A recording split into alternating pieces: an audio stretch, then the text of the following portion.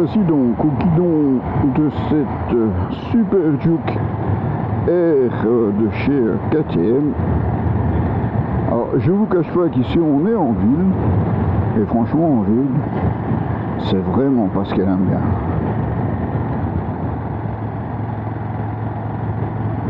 Ah ça c'est joli ça. Ça c'est bien parce que si je regarde pas je suis en plein dedans. Donc comme je vous le disais, un KTM Super Juke SKLM, c'est pouvoir rouler vite, donc il lui faudra de l'espace pour pouvoir s'exprimer au maximum. En ville, c'est clairement pas sa tasse de thé. On roule vraiment à des vitesses, je vais pas dire difficiles pour elle, mais bon, le 50 km/h. Là je suis en 3e, et je suis limite quoi. Alors, je peux passer en 4 à la limite, mais c'est vraiment, on a un gros moteur quand même. Vous pensez bien, un bicylindre, 1390 cm3, comme dirait l'autre, t'achètes pas ça pour faire du 50 en ville, hein, monsieur. Et je dois avouer que cette fois-ci, je peux pas tout à fait lui donner tort. Pourtant, j'incite pas à rouler trop vite, hein, attention, comprenons-nous bien.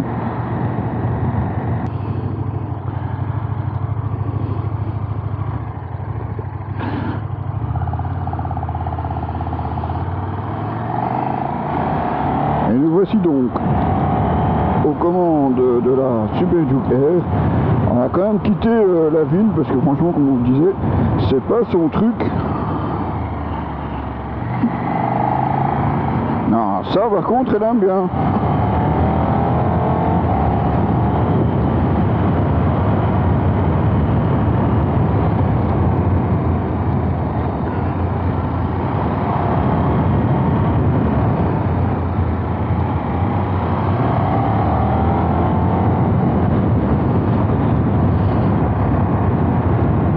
On a vraiment l'impression que la moto peut vraiment tout faire, elle répond au doigt et à l'œil. Et c'est là un peu la magie aussi de KTM, on n'a pas l'impression d'être sur une grosse moto, et pourtant, rappelons-le, hein, on a quand même 190 chevaux pour 200 kg. Autrement dit, rapport poids-puissance, c'est vraiment phénoménal sur cette machine. Et pourtant, quand vous voyez, on passe comme ça dans les petits tournants, et même à son aise, on n'a pas l'impression d'avoir une moto difficile à piloter. Bon, faut dire évidemment qu'on a un châssis étudié pour et qui fonctionne très bien aussi bien avec le moteur qu'avec la partie cycle.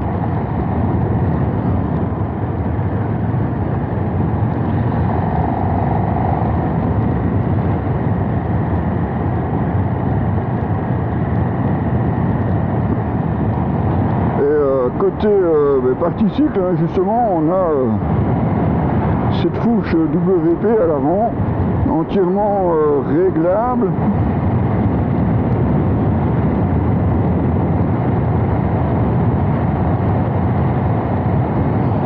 Avec les réglages, on les voit ici en partie, je ne sais pas si vous les voyez sur la caméra, mais ils sont réglables ici.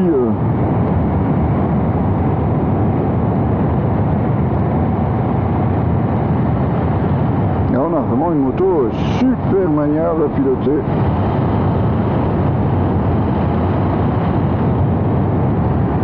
On va changer pour une fois, tiens, on va aller voir un peu par là ce qui se passe.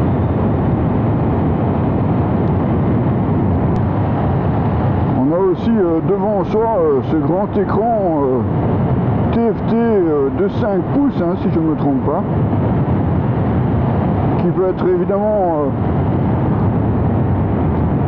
personnalisé et qui peut en plus, hop là, j'étais un petit peu optimiste, vous voyez là tout de suite, hein, là c'est la route est en mauvais état, un peu risqué évidemment. Alors vous pouvez évidemment tout choisir, hein. Vous avez même un cruise control comme vous le voyez ici au-dessus. il suffit d'appuyer, vous voyez, cruise control. Et puis vous avez les différents modes de conduite. Hein, c'est pas à la portée de tout le monde. Vous êtes en plus ici avec différents modes. Hein. Là vous voyez en mode sport. Par contre c'est écrit tout petit là, en mode sport. Et si vous le voulez, eh bien, vous pouvez changer facilement le mode de conduite. Vous avez même un mode track, un mode performance, un mode pluie qui limite à 130 chevaux, j'aime bien limite à 130 chevaux, un mode street qui sera peut-être un des modes que vous utiliserez le plus parce que franchement c'est assez agréable. Il y a du répondant sans forcément non plus exagérer. Alors, il faut quand même savoir que vous n'avez pas non plus accès à toutes les options quand vous roulez. Ça dépend du mode de conduite. Parce que vous avez par exemple un anti-wheeling, eh ben, vous pouvez régler sur le mode performance, mais pas en mode street par exemple. Vous avez évidemment tout ce qui est freinage moteur, là aussi vous pouvez régler le mode ABS puisque vous avez même la possibilité de déconnecter la roue arrière.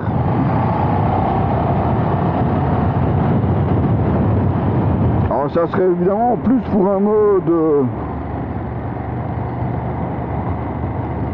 ça serait plus sur une moto je dirais super motard voire enduro que sur une moto comme celle-ci, mais bon, si le cœur vous en dit, il y a moyen évidemment de déconnecter. Idem pour le contrôle de traction, le quick shifter.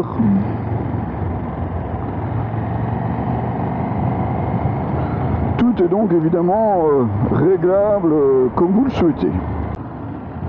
Et comme je vous disais, si on prend par exemple le mode ici, le mode track, vous voyez, vous avez d'autres réglages qui apparaissent, comme réglage de la poignée, voilà, le frein moteur, mais vous avez aussi du coup l'anti-wheeling, là vous pouvez même choisir, regardez, bas, moyen, haut, très haut, ou pas du tout, à vous de régler évidemment. Vous avez même launch control sur cette moto. Bon, ici je vous le montre pas, hein, on est en ville, on est même ici en agglomération, donc là, je peux pas vous le montrer tout de suite. Mais voilà, c'est possible. Hein.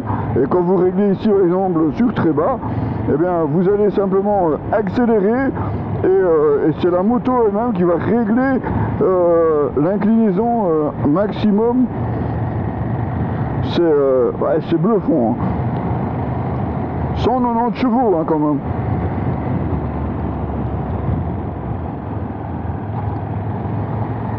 Alors du coup on a un contrôle différent puisque vous voyez on a un autre tableau de bord ici comme on est en mode sport avec même l'inclinaison max à gauche et à droite.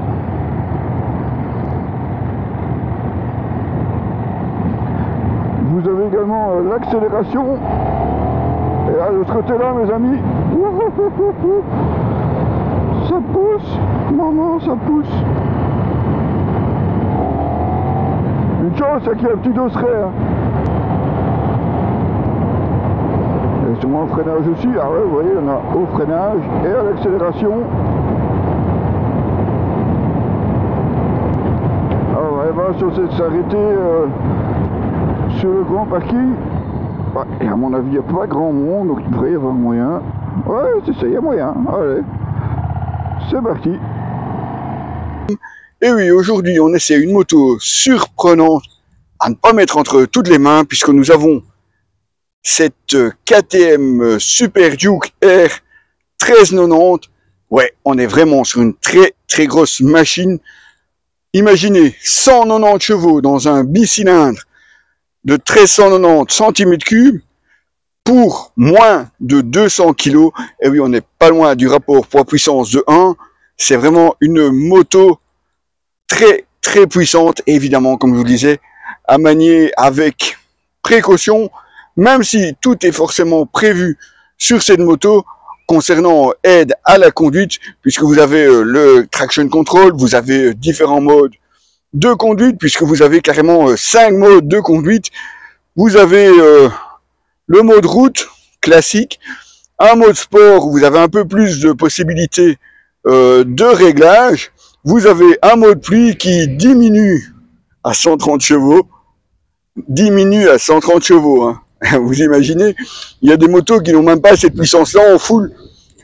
Donc ici, on peut, donc comme je vous disais, diminuer la puissance à 130 chevaux pour le mode pluie.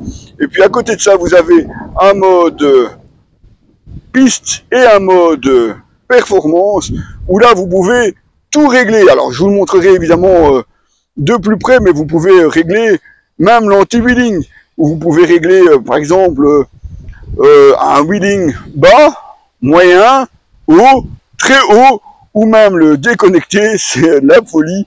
C'est l'électronique qui va régler l'inclinaison de votre moto. Il vous suffira d'accélérer et c'est la moto elle-même qui va régler justement en fonction de votre pré-réglage. Vous pouvez régler évidemment le contrôle de traction, vous pouvez régler l'ABS, la dérive, enfin tout est réglable sur cette moto. Vous avez même une version ultime de cette Super Duke Air, qui est la Super Duke Air Evo, avec la grosse différence, c'est que vous avez en plus les suspensions semi-actives, où là on a vraiment le summum, puisque vous pouvez évidemment tout régler de façon électronique, avec même la possibilité d'abaisser la selle à l'arrêt, histoire de toucher plus facilement par terre, bien que la selle ici, si je ne me trompe pas, 834 mm, moi personnellement avec mon 1m80, j'ai pas trop de problème, mais bon, c'est possible, en tout cas sur la version Evo. Évidemment, cette Super Duke Air a aussi pas mal de réglages. Vous l'avez vu en caméra embarquée, cette Super Duke Air, c'est une super Duke. On peut pas dire autre chose. C'est vraiment une moto ultra performante. Alors évidemment, on parlera du prix à la fin de la vidéo. En attendant, je vais récupérer la caméra, histoire qu'on fasse un peu le tour de cette moto et que je puisse, évidemment, vous la détailler un petit peu plus. Alors, il y a beaucoup de choses qui ont évolué sur cette moto, sur cette version 2024. On a une nouvelle admission d'air, une boîte de filtre à air de presque 10 litres, vous imaginez, avec évidemment un son très caractéristique pour ce bicylindre qui, je vous le rappelle, développe 190 chevaux avec un couple de 145 Nm. C'est vraiment une moto vraiment de compétition, on pourrait dire, même si on peut l'utiliser sur la route. Et on a vraiment réduit l'expression roadster à sa base, une moto vraiment décarénée. Regardez notamment le feu avant. Évidemment, on aime ou on n'aime pas, c'est assez spécial quand même, avec juste les LED. On en revient même presque à se demander s'ils n'auraient pas oublié les clignotants, puisque vous les voyez ici, rajoutés ici au-dessus. C'est presque si on avait développé la moto et qu'on s'est dit après, merde, putain, on doit mettre des clignotants sur cette moto. Bon, en tout cas, ils sont là, ils sont rajoutés ici au-dessus. Alors, on va vous détailler évidemment tout ça de plus près, côté partie cycle, pour commencer. Apex pour cette fourche avant de 48 mm, entièrement puisque vous avez ici sur les têtes de fourche les réglages pour cette fourche. Vous avez évidemment Brembo au freinage avec des disques de 320 mm, des étriers monoblocs Brembo Stylema, on les reconnaît, avec 4 pistons, l'ABS bien entendu. Vraiment de quoi vous scotcher au freinage. Alors qu'à l'arrière, vous avez même droit à un superbe monobras et aussi Brembo à l'arrière avec un disque de 240 mm et des étriers double piston.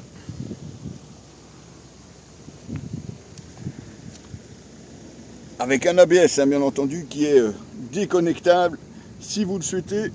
L'amortisseur arrière, vous le voyez en position centrale avec même une bonbonne séparée gaz et huile. Et vous avez même une grosse molette pour régler la précharge.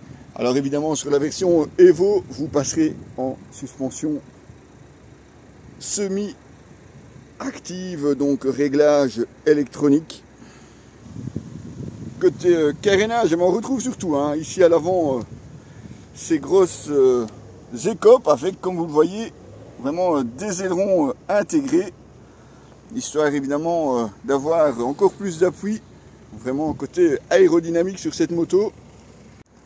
Un nouveau réservoir aussi, 17,5 litres, avec un bouchon Race KTM, donc vous pouvez l'ouvrir sans la clé. Évidemment, il faut que la moto soit connectée, puisqu'on est, comme vous le voyez, sur du keyless, mais la possibilité donc d'ouvrir sans avoir besoin de la clé.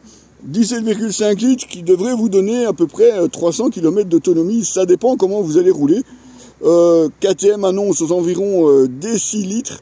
On a réussi à descendre en dessous des 6 litres au 100, mais vraiment en respectant les limitations, en roulant tout à son aise, en mode street. Donc c'est possible de descendre en dessous des 6 litres, mais achetons vraiment une KTM pour ça. Je sais pas, à mon avis, vous ne regarderez pas forcément à la consommation de la moto. Un poste de pilotage moderne, donc avec le joystick comme on retrouve sur d'autres KTM, mais vous avez aussi un cruise control avec les boutons de réglage ici. Comme on est sur du keyless, eh bien on a le bouton ici pour déverrouiller. On a ici l'écran standard, évidemment béquille latérale, mais vous avez ici l'écran standard, puisque l'écran va changer si vous changez de mode de conduite. Voici donc le tableau de bord standard. Vous avez également un contrôle de pression des pneus, et puis évidemment toutes les informations, puisque vous avez les différents modes de conduite. Voilà, j'espère que cet essai de cette KTM Super Duke Air vous a plu. On va évidemment vous parler du tarif, puisqu'on est quand même sur une moto à 22 199 € pour cette moto-ci. La Evo Air est encore un petit peu plus cher évidemment, mais bon, on a déjà une moto très compétitive, très sportive sur cette version. Une moto qu'on peut utiliser, je dirais presque au quotidien, puisque vous avez les différents modes de conduite et les aides qui vont vous rassurer un peu sur cette moto. Maintenant, comme je vous disais, j'avoue que rouler avec cette moto-ci en ville, c'est pas forcément ce qu'elle préfère. Elle préférera de loin les grands espaces ou les circuits. À vous de voir, évidemment. Nous, on a été vraiment très contents de vous présenter cette moto. Vous retrouverez bien entendu l'article complet sur notre site www.objectif-moto.com, les amis. À très bientôt pour d'autres essais.